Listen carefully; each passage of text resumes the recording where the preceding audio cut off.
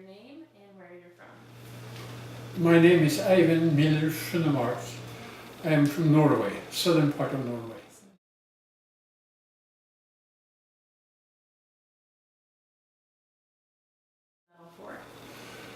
The inscription says this, that the Norwegian government and people thanks me for my activities and duties during the war, from 1939 to 1945. And that was the duration of the occupation of Norway by the Germans. In my home, we were really off because my dad he was a forester by trade, and of course he didn't deliver all his guns, so he was hunting moose, and deers and everything. And the guys that was cutting down the trees, they were in on it, of course. So that had helped quite a bit. And then again, it was a home with a big garden, so everything was intensified. The lawn and roses and flowers was gone. Instead of that, we had all kinds of berries and vegetables. And so everybody that had the garden or a small lot, they intensified and made more by having planted things that you could grow and preserve it as much as possible. And it's funny because for 4 or 5 years it had never been so much berries in the forest as blueberries and lingonberries. So people could go and pick, and they took care of everything. And they learned how to dry fish and preserve it, so they could more or less support themselves a little bit and add to whatever ration they had. So it was hard time, very hard time. We converted a garage into, had a cow and 2 hogs. My mother, she was from the farm country anyway, and she didn't like farming, so that wasn't her occupation at all. She was a lady of the house, and her education was very good, but she knew about it, and she pitched in. So, and also we got hold of some sheep, and had them going in during the summer in the forest, for grasslands, and of course they multiplied, and those guys didn't live long enough. They grew up to be edible. So in that situation we were very lucky. And especially since Dad remembers so much from World War I, he could buy things in advance and that could be stored, like leather for shoes, like clothing, linen, and also spices like pepper and all that things. So he bought all that stuff and he could afford to do it. So we were very supplied with lots of things that other people didn't have. And but it was a full-time job to keep the house going. We were 4 kids, and they cared for us immensely good. But he was lucky and he was good at it, and they pitched him. I think I should mention a little bit how it was with food, because the Germans wanted most of the food produced in Norway, and we were in short of. Norway always had to import grain from the States, and so the agriculture program was intensified. And when it was fall came, to make sure that they're going to get the grain taken care of very quick, they organized the schools to come out and help on the farmland. Same with the potatoes. So when the potato season was to be harvested, the schools took off. They were ordered out to go to the farm and help the farmers to get everything taken out before the bad weather or something. So everything was based on salvaging as much as they can, so the public would have more than really it could get more out of the farm than the farmer could do by himself. We didn't like it, but it was necessary. So lots of programs that there was also to have food for the cows and cattle. I mean, it was also to ration what they could have of grass. So they cut down trees, aspen, and cut off the small thin branches and bundled it up and dried it. They could use that as feed for the cattle, alongside with regular hay. So everything was organized in order to get the most out of the land, what Norway could produce by itself. The one thing that was never shortage of was herring and fish. It was. My hometown was about 30% of the population that was able for work was sailors, and lots of them were retired. And lots of the people living in Portugal at that time were probably home, of the sailors, they were home waiting for the next ship to come along to get the job on board. And of course they've been all on, most of the Norwegian shipping was with the British or the United States of America. So they were very much, knew very much about language and ports and everything. And of course a sailor will always be interested in knowing how his company is doing. So lots of those guys, they kept their radio receivers, and I think they were the ones that really started to build up this resistance in a small way and information.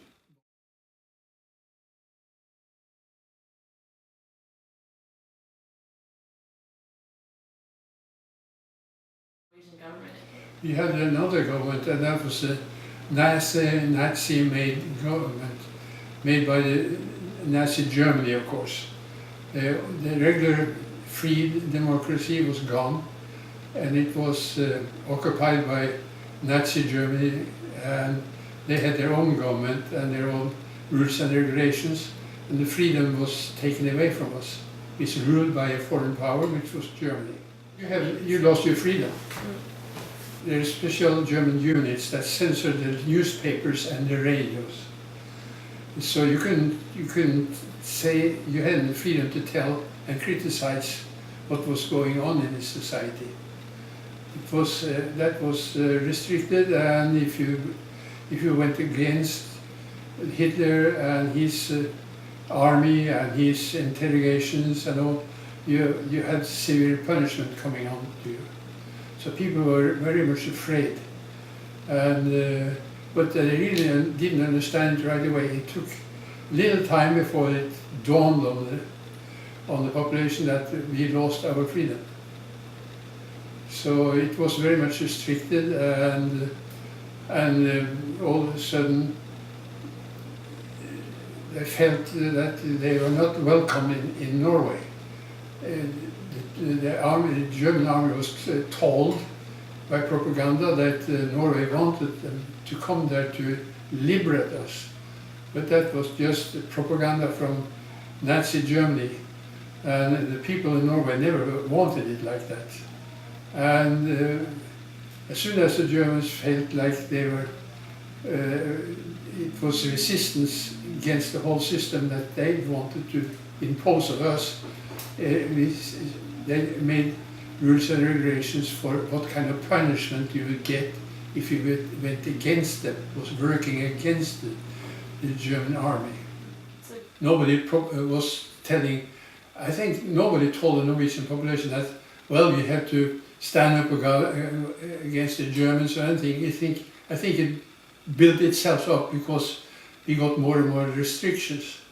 They took away the newspapers, the radios, the guns, the cars, the ration of food, so it was very meager, very little food to have in Norway.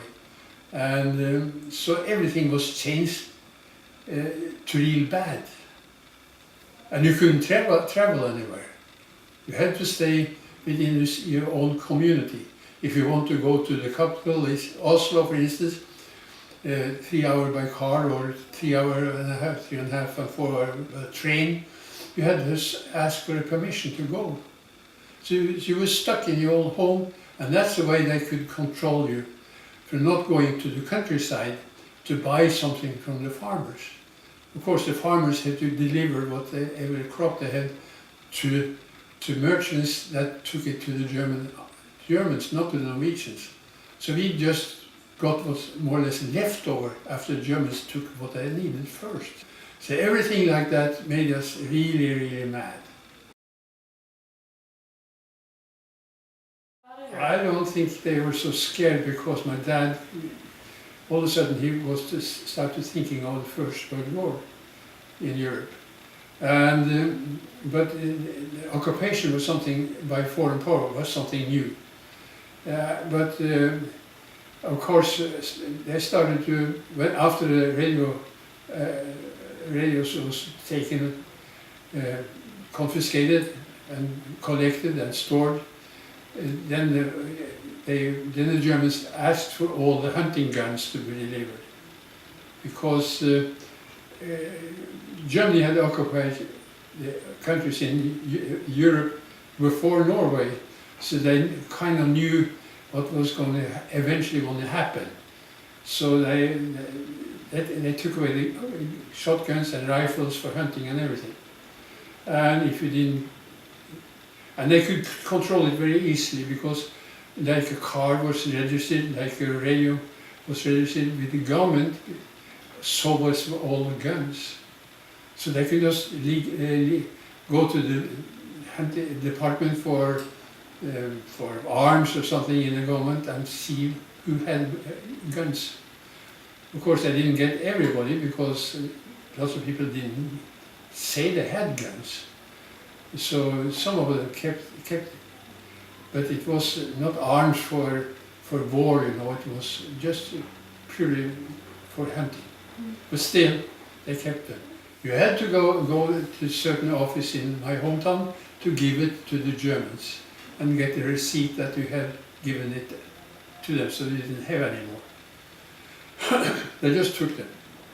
And but in advance they told them it's death penalty for you to keep them and go against us. So that's keep them or take the chance of getting hurt, caught. So most of the people were afraid, of course. And I can't recall that BBC London, by the Norwegian government, mentioned anything to keep them or give them away. They didn't direct us in that way, because they hardly knew themselves how the situation was in Norway. So it wasn't easy for them to tell us what to do.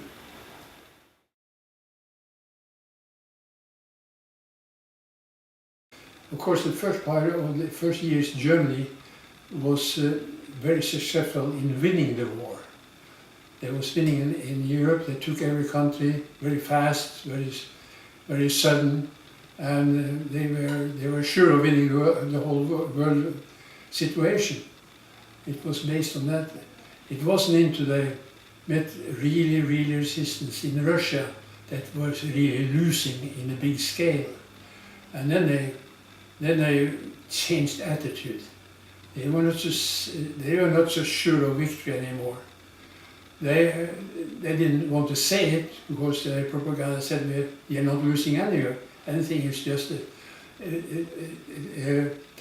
time of the war that we have to resupply, we have to tend to stuff that is going up to the front line and such. So it was always some excuses why there wasn't progress in it. And of course, the worst part for Norwegian that time of the war was all our Norwegian shipping was sided with the British, and the British, England got all the equipment from the United States of America, and it had to be taken across the Atlantic on ships, of course. So, by the German submarines watching so much of the Atlantic Northern Passage, we lost lots of sailors and lots of ships, of course. And that was bad, and that made the Norwegian population really, really mad. And it's kind of united Norway to not accepting it, never accepted Germany, but start hating them. Because we didn't ask for this war at all. We owned less than 2 million people and was overrun by a nation of 65 million people population. So what should, we never did anything against Germany in the first place. So why did they occupy us? So day by day, things like that was coming more and more to the attention of the public in Norway. And for each day, something more was like a resistance to the whole thing. That's how the resistance came by itself, more or less. It started gradually, especially when they took away all the radios in Norway. Then people couldn't get the BBC in England anymore, and you couldn't listen to the Norwegian radio station because that was the Nazi propaganda the whole time.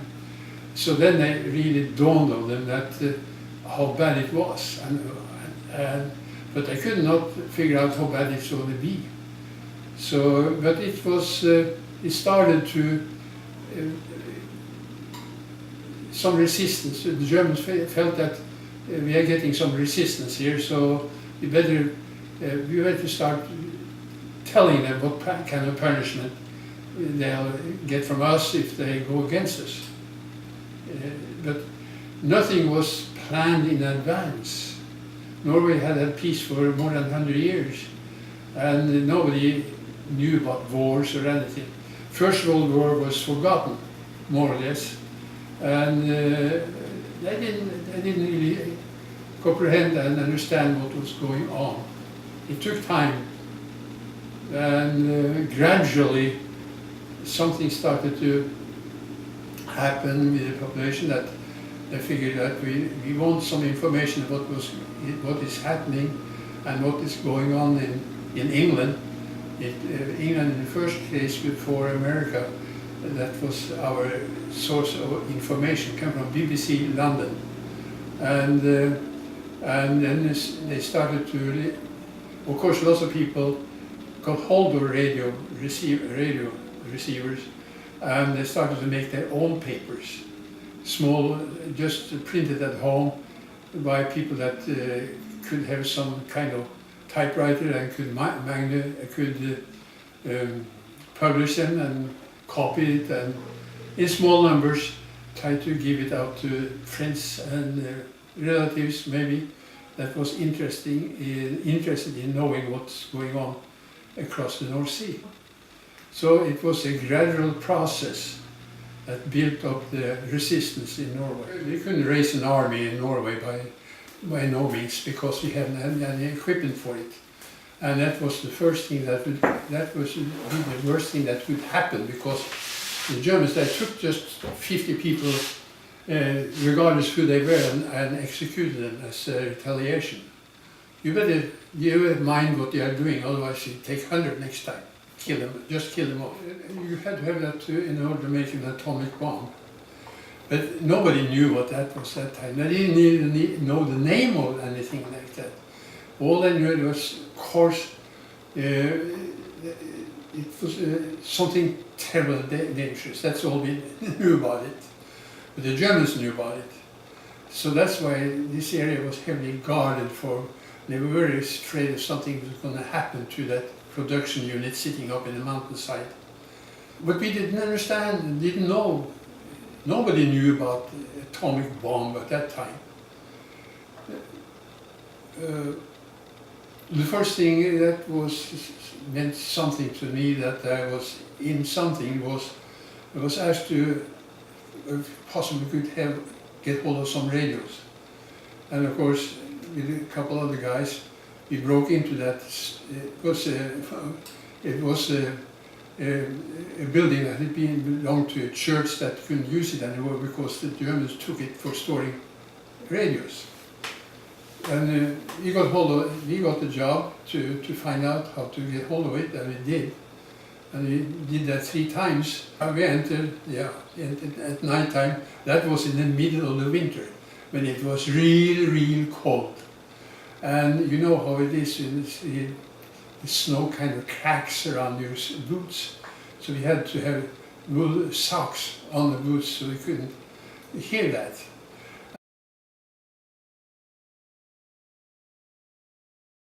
I was, in 1940, I was 14 and a half, and by the end of the war, 5 days later, I was 19 and a half.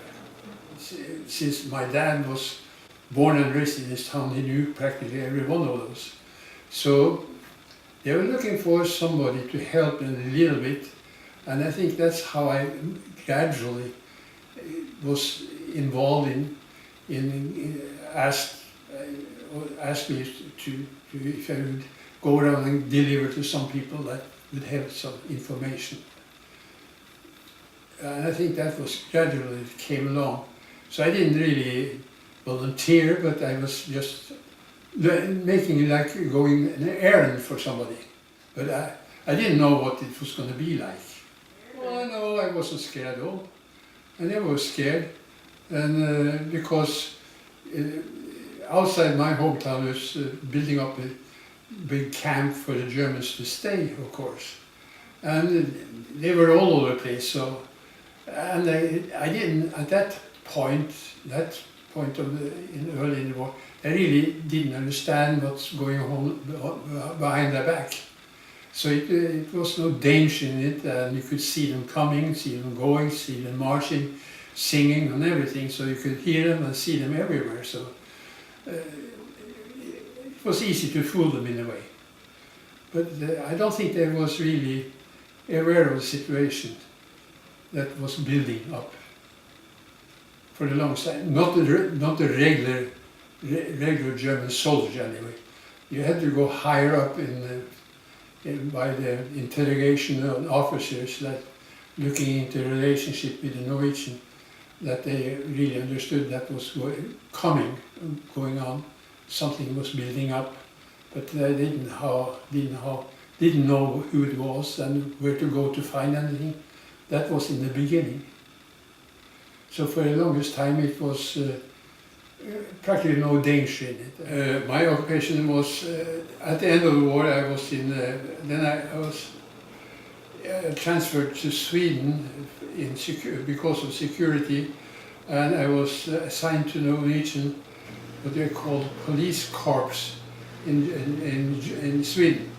It was a cover-up name for not calling it what it really was. It was military training in Norwegian camps in neutral Sweden. They were afraid of offending the Germans, the Nazis, so they had just called it the police peace corps. It was really regular army training. Of course, it was not that big setup with big guns and very heavy artillery and things like that, because it wasn't time for it, and of course the supplies we could get in Sweden was limited.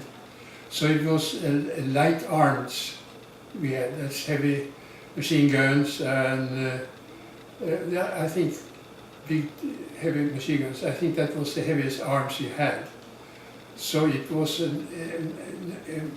the time wasn't long enough to really make it a full-fledged part of the army, which was in England anyway.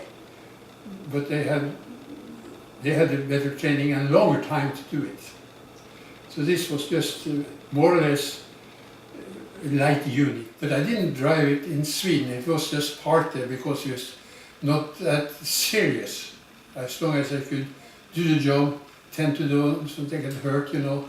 It was practice once in a while, training, you know, a little bit like that. But it was so close to the time that we were going to go back to Norway anyway, so it was a hurried up job, you know. But otherwise, I had the automatic gun in my... I was supposed to use that until somebody got hurt, then I was give the gun away and take care of the people that were That was silly. That's how they said it's going to be.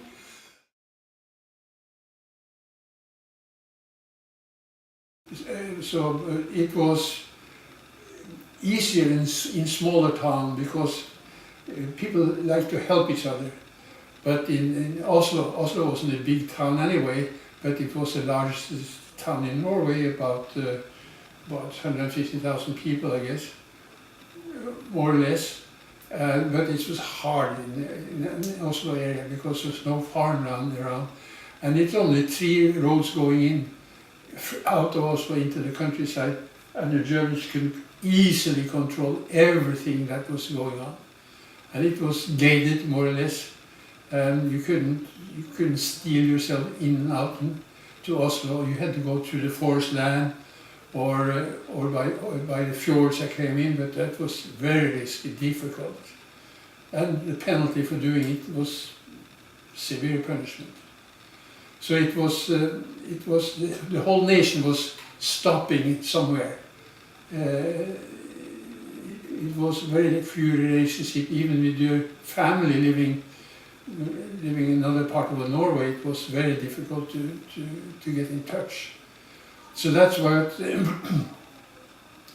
that was BBC in London tried to broadcast. Of course, as I told you, very few had radio receivers, so it was important that somebody had a newspaper going, and they started to be good and big and smart to deliver. So people got some information, most updating on the war and telling the truth about the war, how it was going. But they never mentioned anything about Norwegians and the name of Norwegians participating, because then the Germans would find out their relatives and go hit them, trying to squeeze some information out of them. So they never gave up any names or anything. So nobody knew anything. They never knew anything what ship went down because well, that was bad news in the first place, and it would be the family in Norway, if it was the father or some relatives or a son, maybe a young guy or something that was lost, they never told us anything about that. So many families that had the father in the family or a nephew or a son or something abroad that went on the ship before appeared in 1940. They didn't know anything about it until the war was over. And for many people that was, when peace came, it was a terrible time because everything was lost. So it was hard for everybody.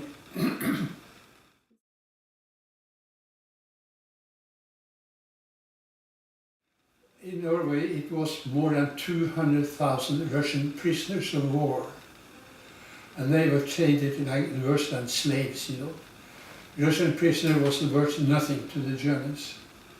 And to give an example, this must be in 1943 or something.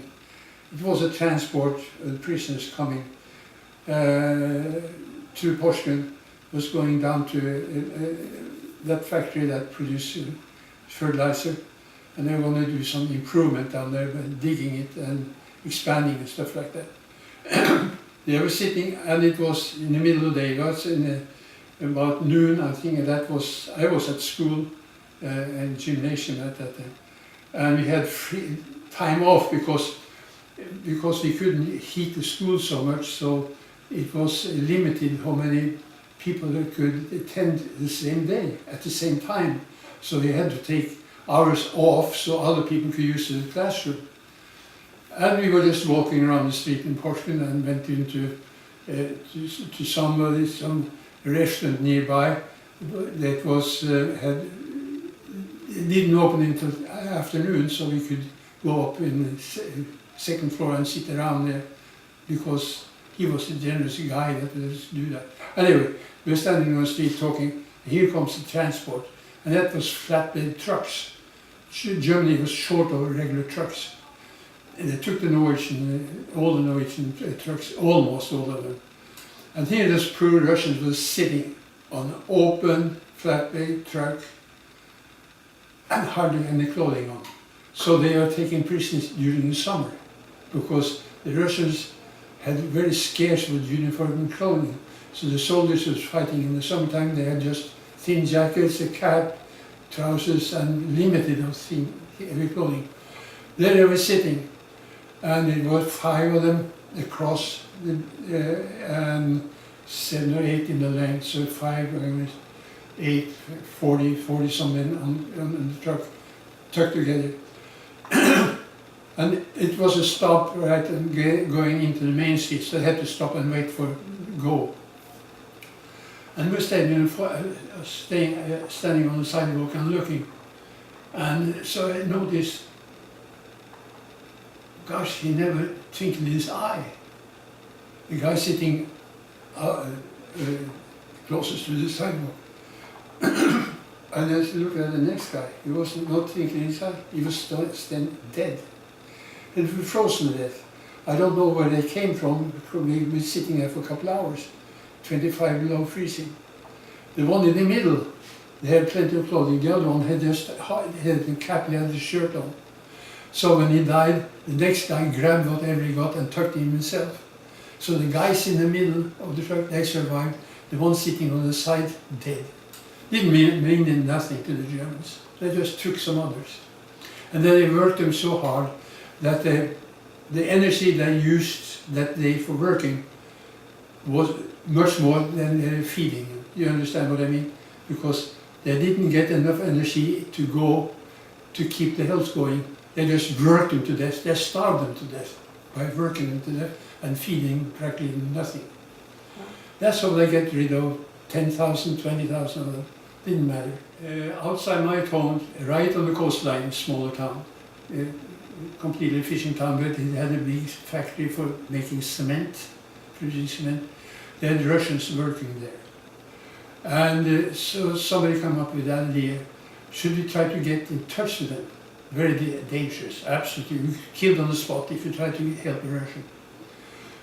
And there was these SS soldiers, they were Hitler's playboys, you know. They just didn't ask any questions. If they didn't like you, you could just kill them. You got killed right away. They just killed you. So it was a lady in Porsgrunn that was married to a German, vice versa. It was a Norwegian man married to a Russian lady. And they had a daughter, she was in school, she could speak Russian, he didn't say anything, he didn't dare say anything. And we got talk about it. And I think it was us young guys that came up with the idea. And said, yeah, why not? I can't recall her name now, forgotten. And we asked her if her mother would like to do something like that. I said, oh yes, I'm sure, right away. So we decided, using the middle of the winter, really cold, and we had her along with us, and some of the guys older than me, smarter than me, but I was with it, and it was more or less guard and try to. I knew the area best of all of us, so I knew where to go. And then of course we just like kids, you know, fighting like small snow wars or kidding along. And they didn't want to go too late at night time because that was suspicious. We want to be more or less in working hours because people were going out in the factory anyway. So we did, and old-fashioned way with using rubber boots this time, the ones they had, because that's still better than leather boots, and socks on top of that. This bright moonlight and everything.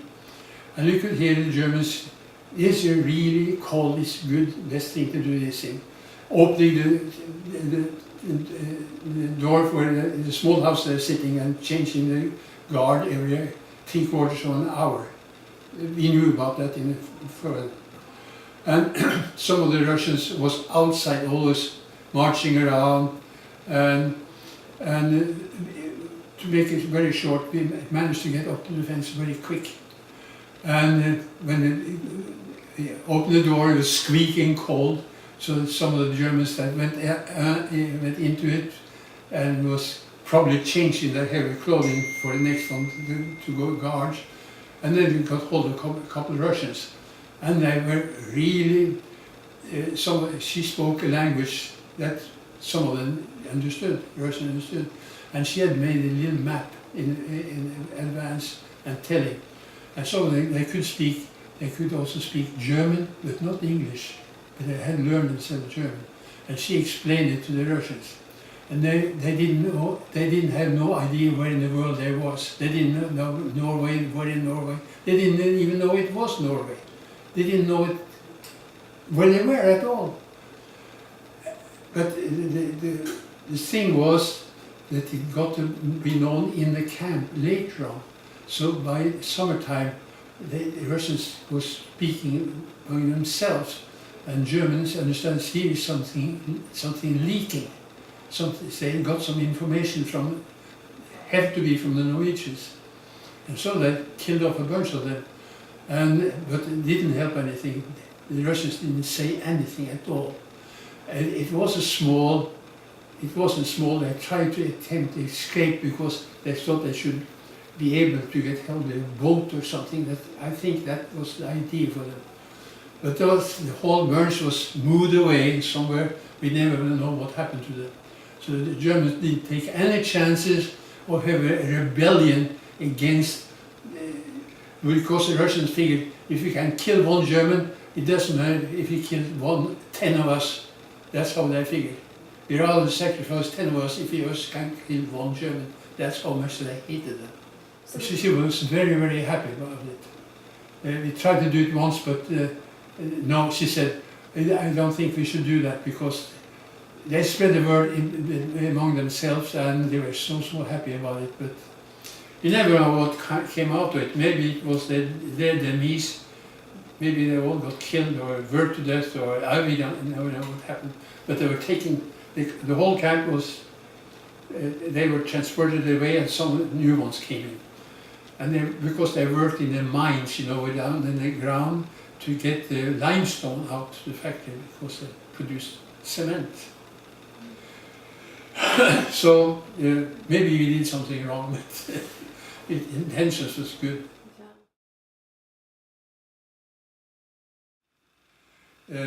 We were lucky at that time when we had horses because we had instructors come from Poland. Poland, before the war, was a horse country. And when Germany occupied it and fought it down, some of the officers in the infantry, they took off for Sweden. And others had been killed by the Germans. And we got 2 of them training us how to treat horses. And they were real good horse people, real good. And then again, some of these Norwegians that I thought they would like horse and to have a horse and learn how to manage it. And then they became city boys. They became real good. They were real good, yeah. They had the chance to choose to take a driver's license. No, they didn't care about that. They want to stay with the horses. So we had one real male horse in the stable with 80-some ladies. He was mad. He was called Stalin. And we had to use working very hard, And this was also in winter time, especially. It was summertime too, but I remember once in winter time. And so we were out on the firing range. And it was way off from the camp. And it was, we had carts, with big wheels on it, with 2 skis on it. And so she said, well, you take the Stalin and the cook and take the dinner up to the guys on the firing range because we have to really work hard because it's getting to that time that everybody had to shoot pretty good to fight a gun and to how to handle it, and so they're gonna not go home before tonight because they're gonna have the dinner up there. So they loaded up meatballs and all that stuff, and potatoes and green peas stew somehow, and some carrots and coffee in hot big kettles, you know, and with lids on and that. And it was a beautiful day, and we were talking away and standing up, going along with it, and I took Stalin a couple of rounds in deep snow, you know, so you could really get the workout. That was the policy with that guy. And come up there, and it was quite, and the cook said, what the heck? And his ladles and everything was hanging on the side, clinking, you know. And I said, I don't know, maybe they're having a break or taking a smoke or whatever. I said, no, he couldn't fit. It's just around the corner here. I've been up there before. I said, yeah, that's funny. They told us going on firing guns all the time up there. Automatics, rifles and machine guns and all that. And that's all quiet. And all of a sudden it started fighting like hell broke loose. And Stalin took off like hell. And I didn't hold this, what do you call this? Rings? No, I tied that around. The horn? Yeah, it took off. And you know, this sleds and all the food was going like that back and forth. All of a sudden it turned over. I never forget the green pea stew was splashing all over the stove. And then he stopped against the bank, snow banks, so high, you know, he couldn't force his stomach. And all the food was staying along the food. Because they had the break to see how how the aim was at the targets, you know. That's what everything was quiet up there. So they didn't get anything. And they pulled us out, of course, and we had to go back. And yeah, we did, and hurried up, go back, and they got new supplies. So the guys that supposed to have their dinner that time, they had to wait until supper time. And the cooks in the galley, you know, mad like hell. Oh, they could never have me driving Stalin again, but it was my horse. Yeah, he was really good. He was really good, but you know, with all the girls, what could you expect?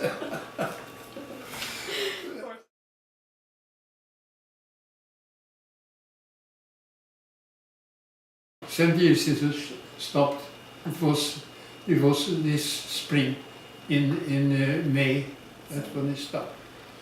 So it's most of the things are forgotten. You know, I was my battalion. I was in battalion 8 in Sweden, and I was very lucky. We was going to Oslo area, and I knew that because.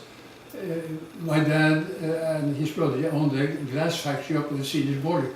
So lots of times I was driving with my dad up that, before the war that was. And we always stayed overnight in Oslo because he had business doing that before he went up there. So since I was a kid, I knew Oslo, middle center of the hub of Oslo, I knew pretty good. And my transport came to Oslo the 9th of April. The peace was signed at April 8, 1945, and we was the day after. And the first thing we had to get hold of the Germans, we were located in an old castle in Oslo, old citadel castle, and round up the Germans, and you know, of course they didn't want to fight anyway because they knew they were lost. But the British and the Americans had been there before because they landed they took them over by air, you know. So they were on a spot about 20 hours before us. So they more or less had some kind of communication with a general or something. Said, if you're going to fight, we're going to fight you. If not, you can just talk about it and give up your arms and be quiet, and we'll just talk peace. Something like that. So it was no fighting. Good thing, because the last part of fighting between the German and the Russian was in St. Petersburg, now called St. Petersburg now. That's a big city up by Finland. And those guys have been retreating out of Russia through Finland and into northern Norway, and all the way back from northern Norway down to the southern part of Norway. That was a long way back, because Norway is just as long as California, but it's just not wide, it's narrow, you know. But they took along all their arms, you know. And they were the fighters that had survived 4 or 5 years of war, so they knew their trade. And I think the Norwegian government with the British and American figured those guys, they really know how to go about it. They lost, so they don't care if they survive. The policy from the government that came back from England, they faced a rough time because they hadn't put Norway in a situation to even defend themselves in the smallest way, because they didn't believe in an armed force at all. The government before the war said, no, we have peace for 100 years. Why should we have army? Why should we have submarines? Why should we? Who wants us? So, and the politicians, that's so what's going on in Europe. At least we got to have something like a coast guard for our boundaries. They didn't have that before the war. It was just open, nothing going on, nothing going on. So the few military personnel that was the officers attended to this and gave advice to the government. The government didn't listen to it. We didn't even have guns enough to have an army. We didn't have any ammunition for it even. So when they mobilized the Norwegians, few officers and the soldiers they could get hold of, and a few uniforms to put on the guy. That was in April 1940. It was still winter in Norway that time. That's involved 10 rounds of ammunition. 10 rounds of ammunition. Are you going to fight against the German army? It was silly, the whole thing. But people wanted. The guys that really put up a fight, that was the guys that was hunters for game up in the mountains in the forest, or the guys that was just target practicing as a competition. Those were the guys that really put up a fight. For those clubs had more ammunition in storage than the government. How do you like that? So things like that was coming up after the war. So the people in the Norwegian government that had been in England, they got criticized very roughly, very harshly. But still people voted on them to go back into the government again.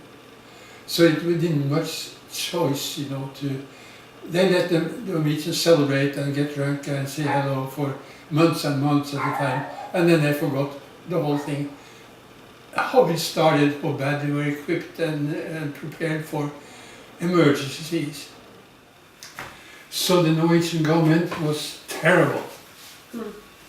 To me it didn't happen much. I was going to have compensation for the time I spent, what I could documentate, do, but I didn't even bother to fill out making a claim or anything. Now I got that medal 70 years later. What the hell did I do? I'm laughing at the whole damn thing. Have I got bad conscience? I don't feel I should have it at all, because I didn't intend to have it. I didn't ask for it. I didn't want it. When they treated the people so bad, I really have been 100 times worse out than I have been, because I was lucky. I was caught twice. I had good ideas how to answer the SS troopers, so they let me go.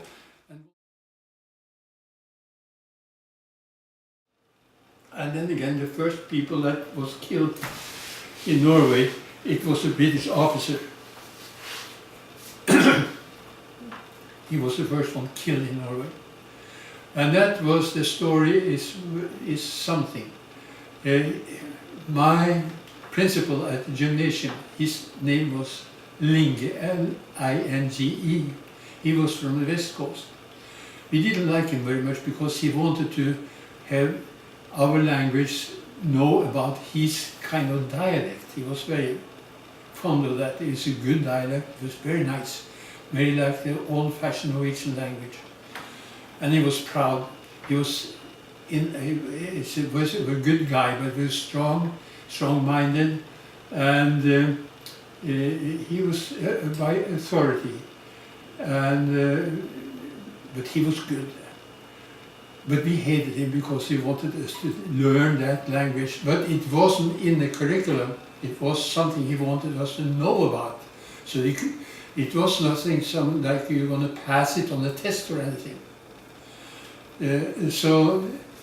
And his nephew, he was an officer in the paratroopers in England. He was an officer before the war. And he had a unit trained in England as paratroopers. And he was raided in Norway twice and was killed during the raid. That father's son, that was his nephew. But Linge Senior, my principal, his son was with me in the first raid to find the radios. And I couldn't talk him into give me the second time or the third time. I could never understand why. I asked him, "Why want you? Why want you?"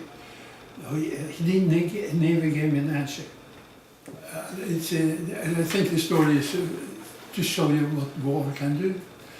So he stayed up there in the mountains, learned the kids. He had 2 daughters, and his wife was up there. And he learned how to go skiing. So they were short of provisions. So he told his wife that I'm going down to the community, small settlement, in a small town close to the railway depot there, and buy some provisions and come back. He did, but then accidentally it was a small detachment of Germans going skiing in the mountains in that area. And what did they see? A British officer coming against him. He was killed on the spot and taken away. And there's his wife sitting and 2 daughters. And they didn't know what happened. They almost starved to death, and they tried to get down to town and got in touch with somebody.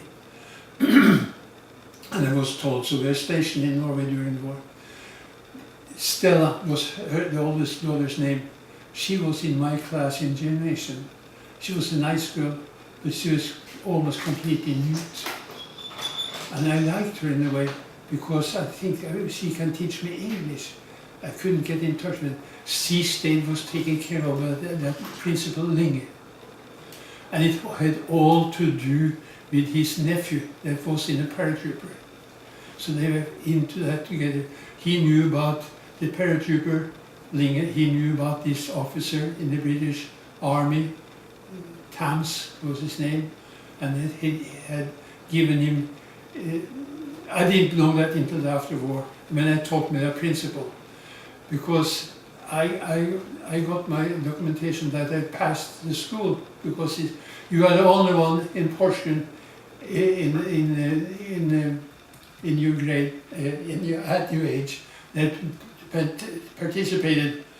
I'll give you examinations. It won't do you much good, but it shows you passed. You deserve it. That was an honor for me. And then I got to talk with him, and his son couldn't go because he was afraid that the name Linge should come out, because his nephew was the Norwegian paratrooper that's blown up some factories that the Germans had going up in northern Norway. And then I got the whole story with Tams and why the girl was always mute. There was nothing wrong with her, but he was so shocked that he could hardly get out of it. She was shipped back to England right after the war, and I talked with the guy later on when I touched the subject again, and said, yeah, she came out of it, but she for a while she wanted to be a nun because she couldn't hack how bad people could be, so she wanted to isolate herself. If she did it or not, I didn't want to approach such a question anymore. What happened to her mother and the younger one, I never know. But so that was unhappy coincidence happens, you know. Innocent people get caught up in, tangled up in the middle of an affair. Lots of things like that happen. Wow.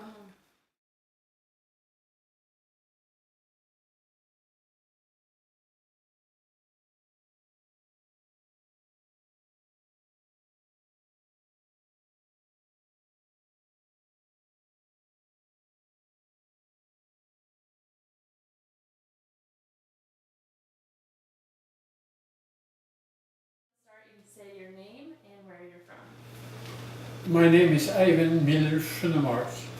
I am from Norway, southern part of Norway.